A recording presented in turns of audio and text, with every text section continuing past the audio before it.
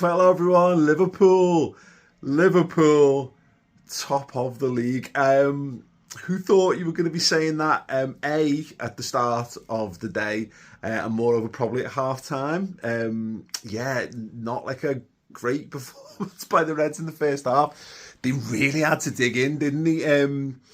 I think it's a really good goal from Brighton. I think it's a really well taken goal, but it was one of those where you can't help but kind of have a bit of a flashback to Forest or think to how many times Brighton have scored the opening goal against us. I think this is going to be a tough afternoon. You're looking for signs that you can get back into it, and we were okay from set pieces, but that was about it in that first half, wasn't it? But second half, we just got on the ball more. We were braver in possession again, and it's been quite a familiar story, really. My concern at Anfield sometimes with our changed style of footy, and this has been there since the early sort of embers of the season, is that at times we're not intense enough to really get buy-in from the crowd and to make it a real cauldron. And when we're 1-0 down and even at the start of the second half, we were a little we weren't great from the off. I did think, is this going to be another one of those examples where we could really just do with, I don't know, just something to really spark it into life.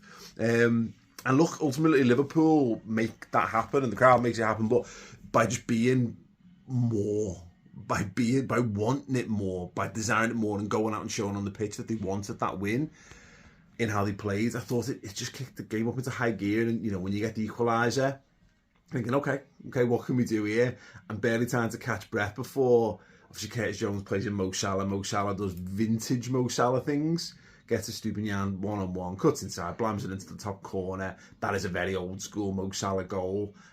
Just wonderful. Just absolutely wonderful. I genuinely gutted it. I couldn't be there today. I've basically been glued to my sick bed for 3 days. And this is the kind of tonic that I really needed. And I'll be honest, as I had there was a few stuttering moments in how I consumed that, which made that second half probably harder to watch than it was had they not happened. Just so merciful that they got across the line, because I'd watched the end of the Arsenal game, I'd seen them go down and lose, which is just brill. And then you can see, Man City are losing to Bournemouth and it's only 1-0. You go, well, it's very early for them, very early for Bournemouth to score. Typically, Man City will just come back and sort this one out. And at one point, my internet went down. And I was like, well, I'm left with no choice but to kind of get SofaScore up and look at what else is going on. And as I did, Bournemouth scored the second. I was like, oh, well, okay. Well, that's a nice little cushion, isn't it? That means that, okay, it's 3 then to win, but it's 2 just to get the draw. Josko Vardiol got the goal back for him, and you're thinking, well, I said this a couple of weeks ago, it's not very sustainable, and City have had a lot of them. A lot of random lads popping up, and Vardiol's been the one for quite some time. Centre-halves converting into fullbacks, whatever you want to call them, scoring, salvaging goals, that's going to the well, and you don't want to go to the well too many times. So that does bode well for the short term for Liverpool's chances of being top of the league, because Arsenal have been without Odegaard and they claim to have mass injury problems. They haven't really. They've had a couple of players out and they're not being totally dominant. City have got real injury problems, and obviously De Bruyne coming back will be a big boost for them in the coming weeks. But yeah, they're having to contend without Rodri and a whole host of other players as well. So I don't wish ill on the other human beings, because I think it's a bit of a minge bag thing to do. But Liverpool have suffered with these things so many times in recent years.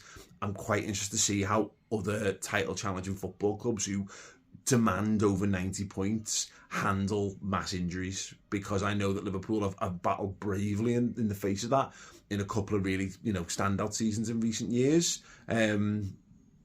And ultimately it takes its toll. I said last week on a show that what you were looking at in fact I did a deep dive with Josh Williams on Redmen Plus this week, looking at how Liverpool are rotating and injuries from last season, how many minutes played, and said what I saw in City and Arsenal looks like the start of them having a Liverpool style injury crisis season.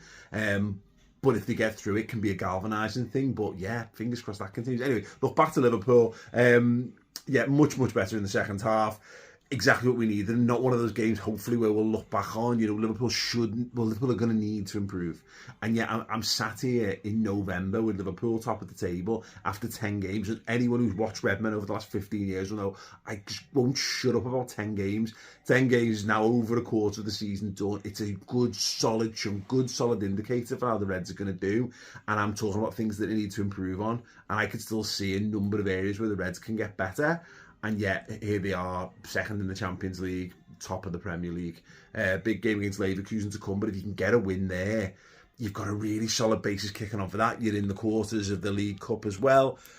Yeah, so far so good. Do need a bit of luck with injuries. I felt sorry for Ibu Konate, but great performance from Joe Gomez coming on. Nearly got his goal twice. That would have been great, but not for today. Keep it, Joe. Either keep it is the most useless goal ever, and like the 5th in a 5-0 win, or something essential. It's going to come eventually, but I'm just not betting the house on it like I did last year. But anyway, look, yeah, we felt our feelings again in that one, which is no bad thing.